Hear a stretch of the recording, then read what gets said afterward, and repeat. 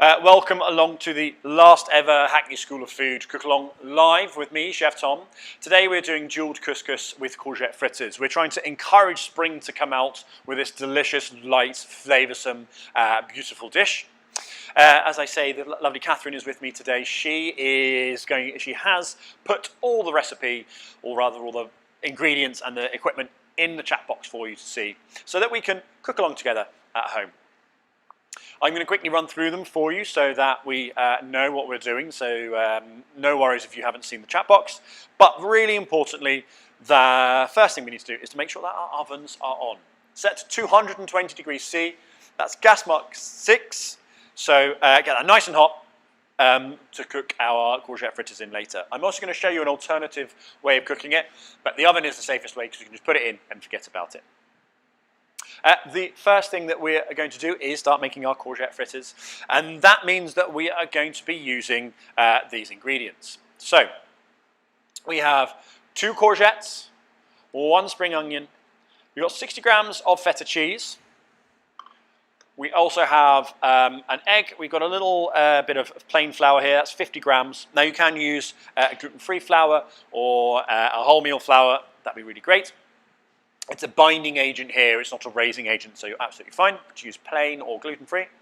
And we're going to flavour them with a nice half a teaspoon of one of my favourite ingredients in the world, smoked paprika. We're not going to need too much salt in that because our feta is nice and salty. For the jeweled couscous, I'm going to quickly switch you over to one of my other cameras because we've got a nice setup going over here. So I'm using what is known as Israeli couscous or pearl couscous, and these are these giant sort of things. The same recipe we can follow if we're going to use our normal sort of like grainy couscous or frika, bulgur wheat, all these sorts of things have the same sort of cooking style, as well as rice if you are gluten intolerant, so absolutely fine to switch that in. Exact recipe as well, exact quantities. Then we've got 200 grams of our dry ingredient, we've got 300 grams of water, just out of the tap, don't need to be hot or anything. And then to jewel, so we're going to make our own jewels today. We've got pomegranate, cherry tomatoes, a quarter of a cucumber, a lemon for flavour, and then we've got some herbs here that I picked from our School of Food gardens. We've got some lovely mint and some lovely French parsley here. So that is for later on.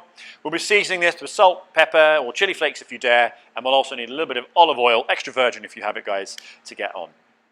So the first thing we're going to make, as I say, is our courgette fritters. Again, we're just going to show you, that's 2 courgettes, 1 spring onion, 60 grams of feta, 50 grams of plain flour, 1 egg, and then some seasoning as well, which I'll get to in just a moment. And this is really nice. Okay, it's got lots of lovely flavour in it. And we're going to take our grater and a bowl to mix them in. And it's so simple, guys, this fritter. Okay. So while I start grating, I'm going to explain to you what we're up to. Okay. So thankfully, guys, we know that schools are coming back next week. So this means that this is our last time together. Maybe we'll come back in the future. Fingers crossed that we all stay in school now. But look out for us, guys. We may do some online events. And hopefully, we'll even do some real life in-person events when we're allowed to, when the weather's a bit nice and we can all congregate outside, all socially distanced and making sure we're all happy. We've got wonderful gardens here at the School of Food. We've got a wood oven, we've got a fire pit, we've got a brick garden which stays nice and warm after a nice long day of sunshine. We've got polytunnel full of lovely greens which are going out into the garden soon, and lots of growing beds, including an orchard with about 31 different types of tree across the site. So that's apples and green gages, plums and pears, and a beautiful sour cherry tree sitting around right in the middle with the gardens around it. We also have our bees, which are very slowly waking up, and you can come and say hi to them, guys, as well. They'll help us pollinate all our lovely flowers, and which will turn into fruits.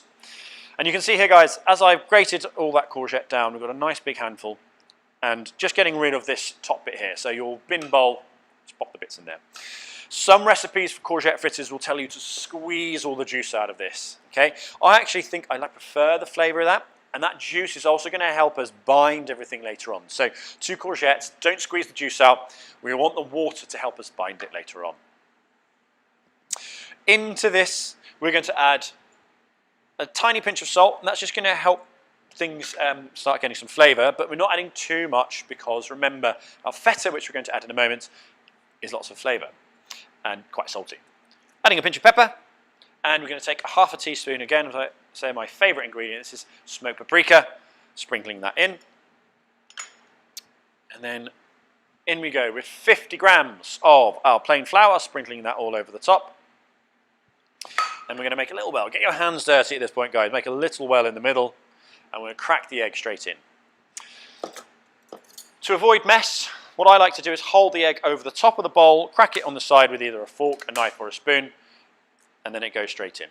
That way you avoid any kind of accidental banging on the side that ends up all over the side on the surface. We're just going to pop that to one side for the moment, because we've got one ingredient to prepare before we add that to our mixture. And if I bring you a little bit closer now, we are going to cut up our spring onion. So spring onion, the whole of the spring onion is flavoursome. Okay, a lot of people I know will cut off all this top bit, get rid of it, because they think it doesn't taste very nice. This is a really nice and subtle flavour, sort of like a chive. So if you like chives, definitely keep this dark green bit, with the sweeter white bit being a little bit more oniony. This bit's a more dark green bit's a little bit less pungent. I'm just going to trim off that very top bit. So remember, with our knife, guys, we're going to hold our thumb and finger, pinch the blade, wrap around the handle, and then using that claw that we've practiced so many times over the last few weeks, just to hold it in place, trip off the very top bit, and there we go, like this. We just want to slice this nice and thinly, so our claw, you'll see here, is just going to work its way back, and you go as thin as possible, okay? And this is a really good way of practicing this rocking motion, this down and forward reset, down and forward reset, because this is really going to just slice back. And doing repetitive motions are a really good way for you to practice your skills. Okay, all the way to the end. Nice. Just the end bit there of the root into my bin bowl. And the rest of my courgettes now, sorry, the rest of my spring onion sprinkled in with my courgettes. And then we're going to give it a mix. Now, at this point, guys, do have a little bit of water on standby. I'll explain why in just a moment. We're going to give it a mix first, and then we'll come and explain why I said about that water. So we're starting off, breaking the egg in the middle, bringing it round, giving it a good mix. You might think this is quite a dry mixture, and one egg isn't going to bind it very well, but we'll get to that in just a moment. As I say, we haven't squeezed any of the water out of the courgette just yet. What we want here is, once everything is sort of combined, we're going to crumble in our cheese. Okay, so the cheese as a thick sort of agent is going to help us bind as well. So we're just going to crumble in. This is the bit where we really like getting our hands messy. Get them all in there, gang. Crumbled all together, like so. And then mixing that as well. I'm not going to wash my hands between crumbling and mixing, because I've got to get my hands dirty in just a moment. And what I'm going to do is I'm going to test to see if this mixture is bound properly. So what I mean by bound is that it's sticking together and not going to fall apart. So I grab about a tablespoon in my hand and I give it a squeeze. And you should, as you squeeze it, if I bring this closer to the camera, you can see that stuff coming between my fingers. That's the batter, that's the binding agent. You give it a good hard squeeze and then drop it. You can see as it drops almost like one ball, that means that it's bound. It's going to be very light, but as it cooks, the egg and the flour are going to create that lovely mixture inside. And there we have one courgette fritter. Really simple for that. I told you I'm going to do, well, on my recipe I shared with you on our website, I'm going to cook this in the oven, but I'm going to show you a different way as well today. So I'm just going to save a couple to one side. So again, squeezing that batter mixture together. Now, some of you might say, well, I'm not sure if your courgettes are the same size as yours, Tom. So what do I do if case my batter is too wet? If your batter's too wet, so basically it looks a bit like porridge, then we add a little bit more flour in, because the flour is what's going to help you to bind. If you think it's too dry, so it's really crumbly, almost like a really, really overworked dough, then you add a little bit of water. That's why I said having a little bit of water on standby is good. But essentially what we're using is the water that's naturally in our courgettes to help use the flour and the egg together to create our fritters. So there you go. So I've got some fritters here, which I'm going to save to one side for the alternate method of cooking. But what I'm going to do with the rest of them is I'm going to pop them onto my baking tray. Okay, I've got a large baking tray to go into my oven. My oven fans are really powerful, so I just use a table knife just to pop them on the side to keep from flapping around. But we just give it a little squeeze in our hands, like so. And this is where, if you've got lots of people coming around for dinner, or if you want to get the whole family involved, this is where everyone can get their hands dirty. Of course, having washed them before touching everyone's food, because you can make your own now. Now, I like to keep them about the same sort of size. We're aiming to get about 10 or 12 out of these. So it does depend on the size, what you're looking for. Giving it a squeeze, like that, will help. So I've got 8 at the moment, and I've got enough in here to get another 4 out. Again, remember just giving it a squeeze. Give it a nice tight squeeze in your hands. As you squeeze it, you should see, show you again on camera, you should see that bit of moisture coming through. There we go. Now don't worry if they don't look perfect. Each one of these is going to be slightly different, and they're going to be nice and unique. And make sure that you've got a bit of a central bit, but if you've got any bits that are hanging around the side, a little bit kind of raggedy looking, that's going to be great because they're going to go really, really crispy. Okay, so give it a squeeze, like so, and pop them on the tray. Give everyone a little pat down so that they're all the same sort of height, and then give our hands a quick wash. Okay, so I've got 12 out of this. 8 on my baking tray, and I've just kept 4 to the side so that I can show you an alternative way of cooking. And that alternative way is going to use a frying pan. So if you do want to cook along with me with the frying pan method, then use get a frying pan out and a flipper as well to help us move that around in the pan. To finish this off, so I've washed my hands now. Finish this off, we're just going to do a little drizzle of our olive oil, just a little drizzle over the top of each one, and what this will do is it will help the heat in the oven crisp up the outside. Okay, so these are oven baked fritters. They're a little bit healthier because we're not adding so much oil. Once you have a nice big tray like this, then we're going to take you over to the oven. So before I bring you to the oven, I'll just do a quick recap of what we've done, and then you can hopefully be on the same level as me. So what we've done is we've grated 2 courgettes, there's 1 spring onion, 50 grams of flour, 60 grams of feta, 1 egg, pinch of salt, a little pinch of pepper, and half a teaspoon of smoked paprika. Mix that all together. Then we squeeze it together like this on the tray. So we squeeze it until it gets a little bit of juice, so we're creating a batter to bind it so it sticks together.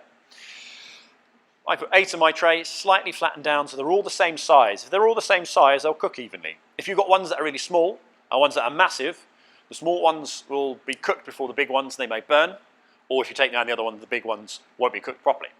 So this is our tray. We're going to go to the oven. Remember, the oven was set to 220 degrees, or gas mark 7, gas mark 6. If you've got really nice hot oven, we're going to go straight in, and I'll bring you over to my oven. Okay, you can slightly see our wet cookery garden out the back there, the kitchen garden in the back. Hopefully one day you'll come to see us in person. So, fritters, into the oven we go.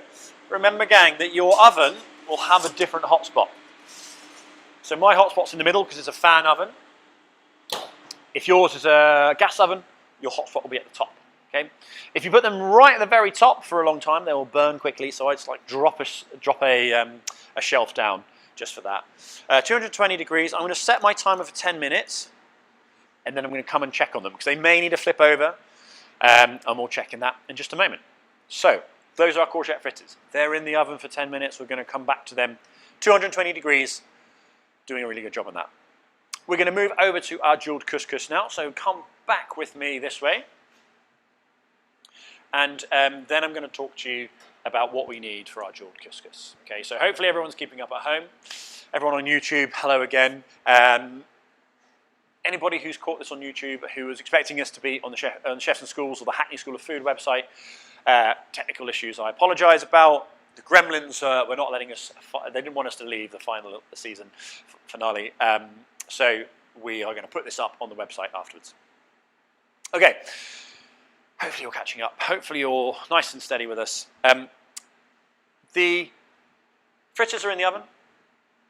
We'll come and I'm going to explain to you what we need for our jeweled couscous. So jeweled couscous wise, we have 200 grams of couscous. This is pearl couscous or is Israeli couscous. You can use your normal style couscous or even something like bulgur wheat or frika, or even rice for a gluten-free option. We've got 300 mils of water. And then for the chopping to make our jewels, we've got a quarter of a cucumber, 4 cherry tomatoes, quarter of a pomegranate, some herbs to add flavour, which is parsley and mint, and then a bit of lemon to get that really, all the flavours singing together. We're going to season that with salt and a little pinch of chili flakes. So if you like chili flakes, guys, this is the time to shine. We'll also need a little bit of olive oil as well. Ingredients, that's all your ingredients. For equipment, we are going to need a saucepan with a lid. It's really important that we have the lid. And we're also going to need to use a chopping board with a knife and a bin board, so that you've got lots of space. I'm just giving myself a little clean so that we're nice and tidy, ready to go with the chopping. And I hope you're ready at home to cook along with us. We want the couscous to cook, be ready for us. And this technique that I'm going to show you now is a really simple way of doing it. In fact, if you do this at home, you may not even need to use a saucepan. I like to do it because it gives me a good chance to mix it around. Particularly if you're using a small grain couscous, you could just boil the kettle. Okay, get a bowl with your couscous in, weigh the couscous, weigh the water as it comes out of the kettle, pour it over the top, and then put some cling film or a plate over the top to stop the steam escaping. And what that does is it allows all the water to be soaked into the couscous. And because the water is hot, because it's boiling, it cooks. So that's a really simple way of, an alternate way of cooking. But for now, today, I'm going to show you how to do this on my hob. And this is also a good way of doing it with basmati rice. So if you are using this as a gluten-free recipe, basmati rice is a great substitute here. So in we go with our couscous. And then we're going to pour in our water. So 200 grams of couscous with 300 grams of water. And we need to add some salt, because this is going to add lots of, we need some flavour this when it cooks. And if you add salt into the water with cooking rice or pasta or potatoes, as they cook, it draws the saltiness inside, so they taste better. And actually what means that in the long run, you don't need to add as much salt, because the salt's inside. So adding a half teaspoon of salt here means that you don't need to add salt later on when you're eating or anything like that. So we're going to bring this to the boil. We're going to leave the lid off for the moment, bring this to the boil. So I'm going to pop this onto a 3/4 heat. And I'm just going to give it one quick stir before it starts boiling to make sure that nothing's stuck to the bottom just yet. And that salt is also nice and evenly distributed. Okay, so we have our salt, half teaspoon, water, 300 grams, couscous, 200 grams in here. Don't put the lid on just yet, we'll keep that to one side. Remember guys, tidy chef is a happy chef, so any bowls or measuring jugs that you're not using at the moment, they're going to go over to the sink. We'll wash them up later on. And just a quick little kind of glance over at my oven. We're already beginning to see a little bit of brown on top of our courgettes. And in fact, I'm going to try, this is a bit new one, bring my webcam over to the oven so you can see what's happening in the oven. This is a great way of having a look. If you've got glass fronted oven, and you can see hopefully there that you've got some browning just happening at the top. You've got a little bit of bubbles happening because the heat of the oven really helps to get things crisping up. So, a little sneak peek of what was happening in the oven for you there. Bringing my camera back over here so that we can then talk about our chopping skills. Because we've got things cooking in the oven, we've got things boiling on our hob, it's now back to our knife skills. So you can see that there's quite a lot of things happening here. We're using 3 different techniques. We're chopping, we're cooking, we're boiling, but we do the jobs sort of in a certain order. So the baking takes longest, so it goes first. The boiling takes second longest, it goes second. And the chopping is a really quick thing to do at the end while everything's happening. So this is a really good way of organising yourself in the kitchen. Your kitchen, sometimes people get a bit confused, a bit messed up when you're working a recipe. Take your time to read the recipe through and decide, actually, well, if that says this is first and this is second, then follow that one, okay? And think about the jobs that take the longest. They will be the first jobs you do. The job that takes the quickest will be the last job you do, okay? So we're going to start chopping. Okay, making our jewels for our jeweled couscous.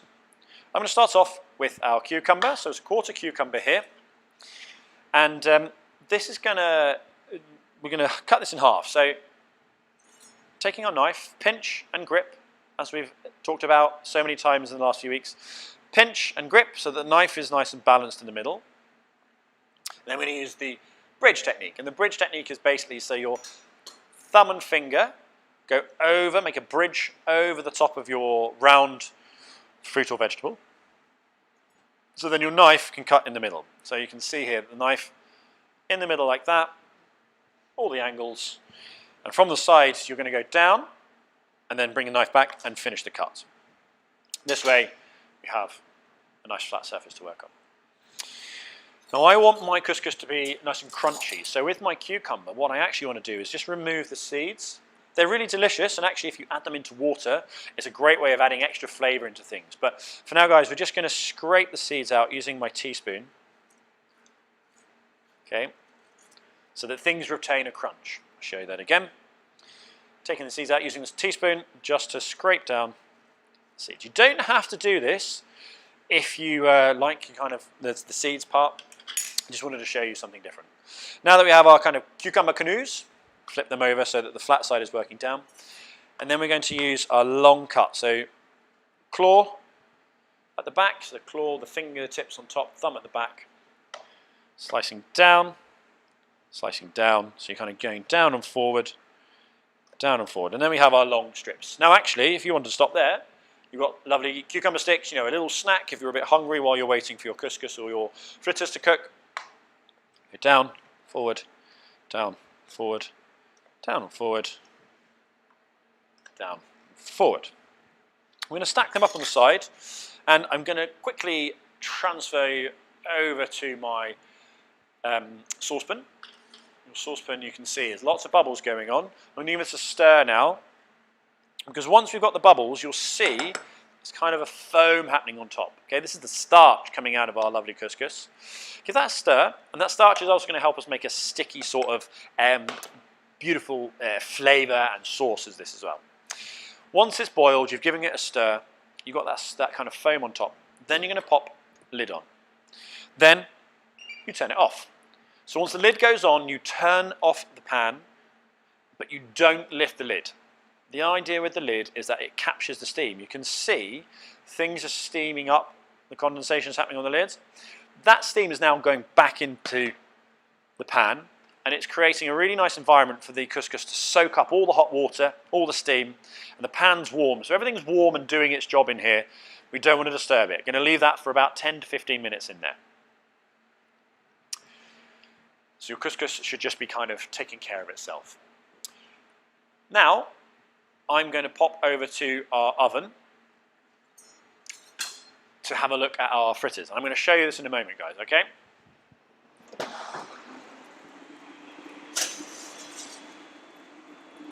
Now you have to be careful when you go into the oven because it's very, very hot. We've got a nice big thick oven cloth here. And if I show you a bit of a close-up on this, you should see that you've got some nice crispy bits happening. So we've got some nice crispy bits happening around the outside here. If I poke it, it's a little bit soft in the middle still. So what I want to do there is I want to put it back in the oven for a little bit longer. So if they get a little bit more colour on them, that's going to be good because colour is flavour, but they want to be a little bit firmer in the middle. Okay, so they're going to go back in for probably about 3 to 4 minutes. And what that means, it gives us a little bit of extra time just to talk about knife skills and a little bit of extra time to talk about making this lovely jeweled couscous. A really simple recipe, it's lovely and quick. Okay, so picking up where we left off, we have our cucumber batons, or courgettes.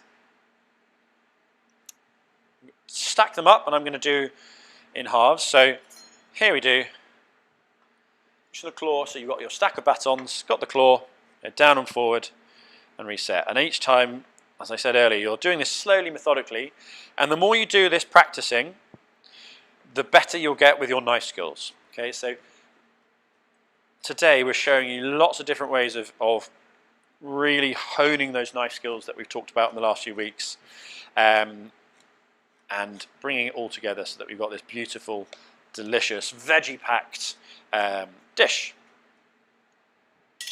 So, once we've got our cucumbers, I'm just going to grab a second mixing bowl, and I'm going to pop them in there because we want some space in our.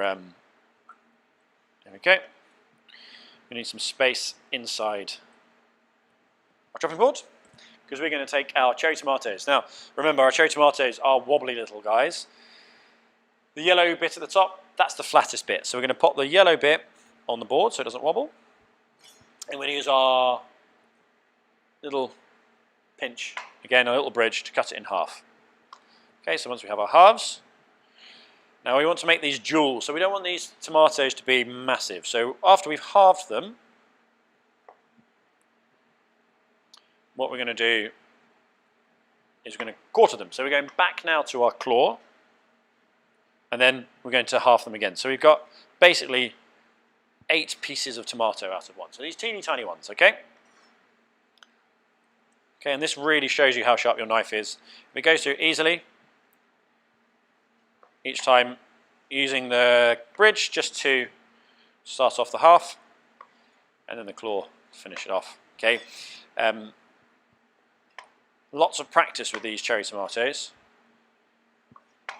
And remember, that sharp knife is really going to help you cut things nice and quickly, nice and safely.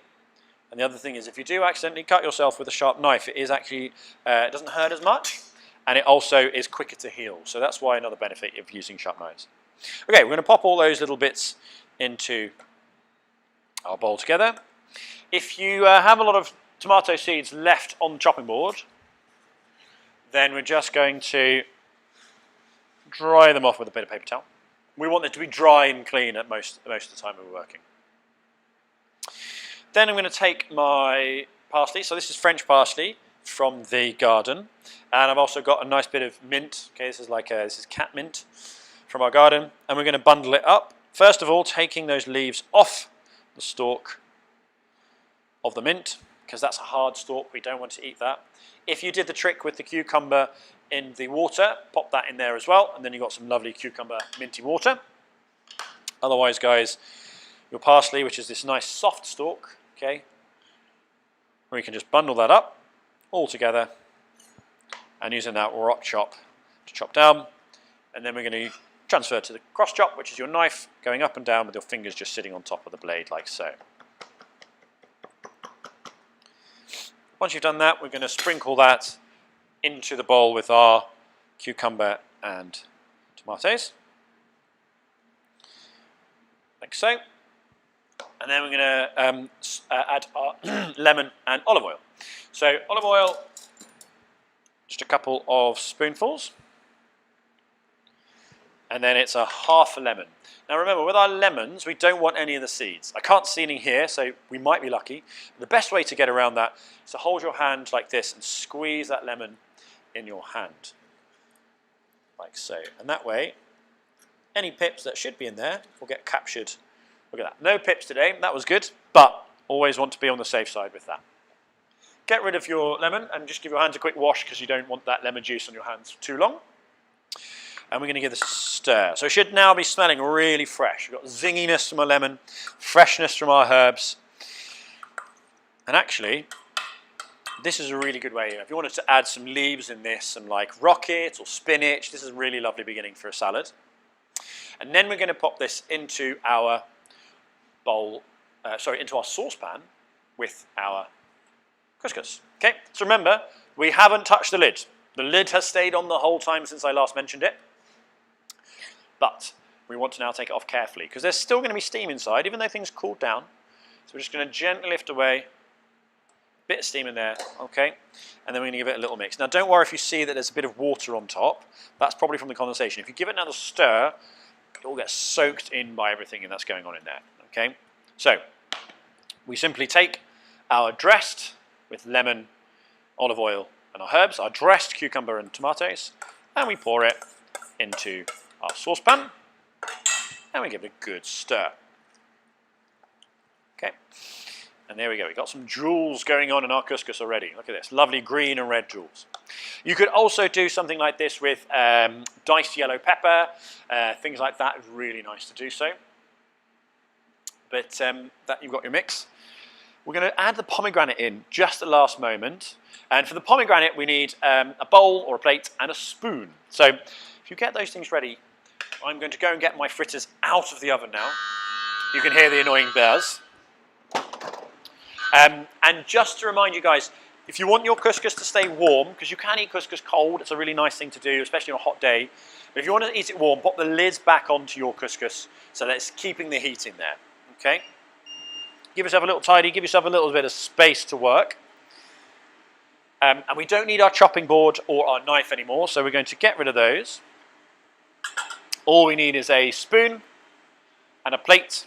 But we will also need a flipper as well. And I'm going to show you an alternative way to fry this. So if you get a frying pan out now as well, and set that on a medium-high temperature while I get my fritters out. And you should have a really nice smell coming from your oven now. You should have a nice golden brown in your fritters. And as I pop them down on the tray, you should then be able to see that. Look at this.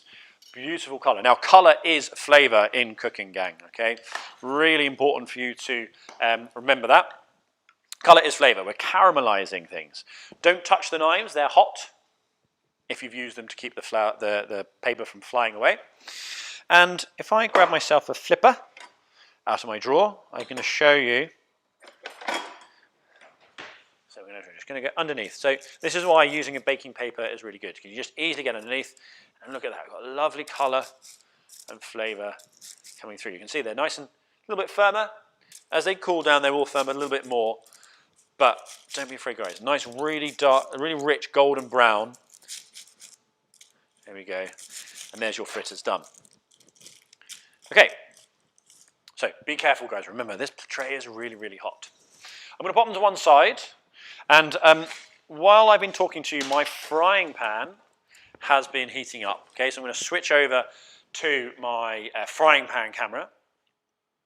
It's a little bit dark in here because there's a black pan on a black thing, but hopefully you can see that all right. So it's on a 3/4 heat. Now, this is really hot. I can see lots of smoke and lots of steam coming from this one. So we're going to do this really quickly, but you have to be careful when you're working with this because we're going to now add a little bit of oil into our frying pan. Okay, so we've got our smoking front. You can see the smoke coming off it. We can add a little bit of oil on top. Now you can see here on top, just like we did with the oven, but on top of our frying pans. On top of our fritters, so they go into the frying pan. And then you're going to put it on your flipper like this. And then as you go in, you're going to go upside down, give it a little squirt. The reason why we go upside down, because that oil needs to be in contact with the frying pan. And you can see why we want it to be really hot is because immediately you hear this frizzling and sizzling and everything is frying nicely. And the reason why I went with oil onto my plates rather than into my pan is one, I can control the heat, the amount of oil better. And two, we don't run the risk of overcooking the oil. So if the oil gets really, really hot, it can burn. And if it burns, then it's not good for us, especially olive oil. And the other thing is as well, guys, is that if there's lots of oil in this frying pan, then the chances are that you might hurt yourself because it might spit and sputter if there's lots of oil. We're not deep frying it, we're just pan frying it. So a little bit of oil, less than a teaspoon per side is going to be absolutely fine. While this is frying, we really don't want to move the pan around too much, okay? I'm going to bring you for a close-up in just a sec to show you what is going to happen to the edges. But just to show you what's happening in my couscous, okay? I'm going to show you this to my top-down one. So you can see I've got my courgettes frying away nicely. My couscous, you can see, just sitting here nice and warm, nice and crunchy. I'm going to add my pomegranate to that in just a moment. But I'm going to bring you in for a closer view on my fritters. So on the edges of the fritters, you'll begin to see the edges starting to go golden brown. Okay? As they go golden brown, that means it's ready to be flipped over. So we start off with the one we went with first. We go to flip. Okay? Now you'll find that your fritters are a lot darker in a frying pan than when you are in an oven, simply because each bit of the pan is slightly hotter. You don't have the evenness of heat as you do in an oven. So you've got slightly darker ones, but that's not a problem. And as you can see, I'm just using my flipper here just to squeeze them down. So what this does is squeeze a little bit of extra moisture out, but make sure that everything is in contact evenly. Also, if it's nice and thin, if it's the same thickness, it will cook evenly. So imagine if my hand, if my hand was like this, and one side was lumpy, one side was thin, it wouldn't cook properly. So nice and flat is the job. Okay. Once it's flipped over, I'm going to give it one more minute in there, and then we're going to turn the pan off. Okay, so we're going to leave the heat in the pan to do its job.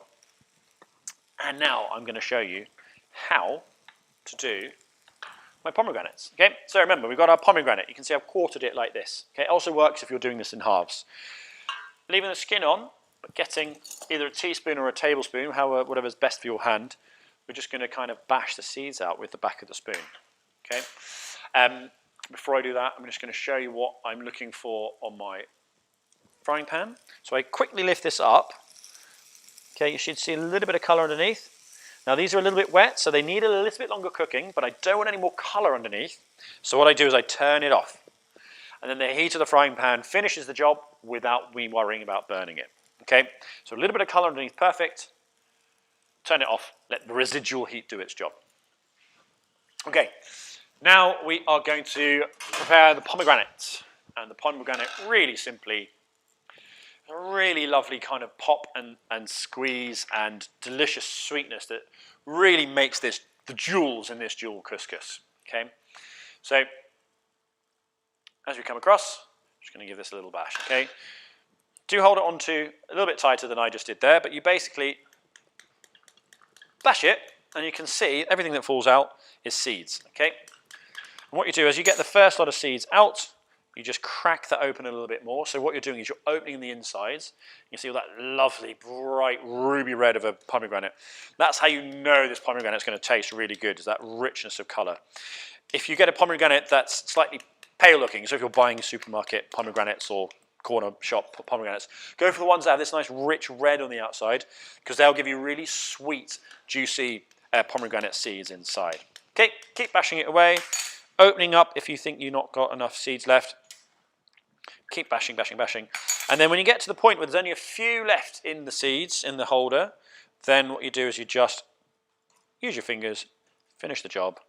Now you don't want to eat the white bits that are holding this on. So any bits that fall in, just take them out like this. So these white bits that are holding on, okay? And there we have, really quick, simple way of de-seeding your pomegranates. Okay, I think we're ready to serve up. I'm going to put my pomegranates to one side. That's the last thing that's going to go on. So I've got my plate. And the last thing I want to add to all this is I'm going to get a bit of thick yogurt. So this is kind of what I would call Greek style. So it's nice thick yogurt. This works really well straight out of the fridge. So it's going to cool things down if you've gone too heavy with any chili flakes at any point. Okay. So serving up. We've got our plate. I'm going to take a nice big portion of our jeweled couscous, like so. You can see it's nice and sticky. It's got a nice and hot bit as well. Okay, and then we're going to take. I'm going to use my pan-fried ones just because they're right next to me here. What we do is just lift that underneath, and then serve that. And I like to do like this, depending on how hungry you are, guys. 3, maybe 4 per person. Look at that. And these are also great when they cool down, because you can kind of pop them in your lunchbox. Really nice, especially if you're coming back next week. Couscous and fritters in your lunchbox, brilliant. I'm going to sprinkle over those jewels, those pomegranates on the top. And then just on the side, I'm going to add a nice big dollop of that extra thick Greek-style yogurt. For dipping, maybe a few more pomegranates on there just to make it look really nice. If you've got any herbs left over, really nice. Anybody likes a little bit extra kick of chili, we can do that there. And here we go, guys. Very quickly, quite simply, we've got a delicious lunch or dinner or something you can kind of cook in a batch and then pop in your lunchbox the next day. But we have jeweled couscous with courgette fritters and a little bit of yogurt on the side. There we go. Delicious. Okay, so I've shown you 2 ways of doing those fritters, guys. These are the pan-fried ones. The recipe, as I showed you quickly, a nice firm ones from the oven. Okay, so they should just look like that. When they cool down, you can just munch on them just like that as a snack. Love to do that. So, thank you so much for joining us today. Apologies about any of the technical issues we started off with. As I say, this video is going to go up onto the Chefs in Schools and the Hackney School of Food website. Sorry, Chefs and Schools YouTube, Hackney School of Food website, so you can revisit this. So if it hasn't broadcast on the website, you can certainly see it again. Jeweled couscous, courgette fritters, a nice big thick of yogurt on the side. It's been a pleasure to talk to you and introduce you to some new flavours. We had a great start with our soda bread, followed by tomato soup, back when it was properly wintry. You know, the sun was setting before 4 o'clock. It was cold and dark. And spring is here, the sun's nearly setting, and schools are coming back. And it feels like a really nice way to end this little journey together, guys. So thank you so much. All of the recipes, all of the videos that we've done over the last couple of months are up on the website, hackneyschooloffood.com, and there's a little section that says live cook-along videos. You can watch this back, you can pick up the video, pick up the recipe, and do it again. Please tag us on social media at Hackney School of Food on Instagram, or Chefs and Schools is at chefsandschools_UK on Twitter and also on Instagram. And it's been really lovely to talk food with you. We really hope that you get an opportunity to come down and see us at the Hackney School of Food soon. We are trying to make things as easy as possible, as friendly as possible, and as safe as possible for everyone to revisit. So if you want to do cooking with me in real life, you know, we are going to be doing this with our schools, so our school groups will be coming back with us. Groups of 30, cooking all together, making a beautiful lunch. We've got height adjustable little bits in here, so our cookers go up and down, so we can have 5-year-olds or 11-year-olds or 50 or 60-year-olds coming to join us. We really want to see everyone back in here. In the springtime, in the summertime, when things are allowed, keep an eye out for what we're up to, guys, because we're running public events. We'll be doing some community cookery classes. We'll be doing some gardening. Keep an eye out, guys. I'd love to see you in person down here at the Hackney School of Food. But for the last time, thank you so much for joining us with the live cook-along with Chef Tom. Hopefully we'll see you in person, and maybe we'll see you in an online class that we're setting up as well in the future. But happy cooking. Enjoy your couscous and your fritters. Catherine's looking at me. She wants hers already, so I'm going to pass it that way. But take care, guys. Stay safe. Happy cooking. And we'll see you soon at the Hackney School of Food.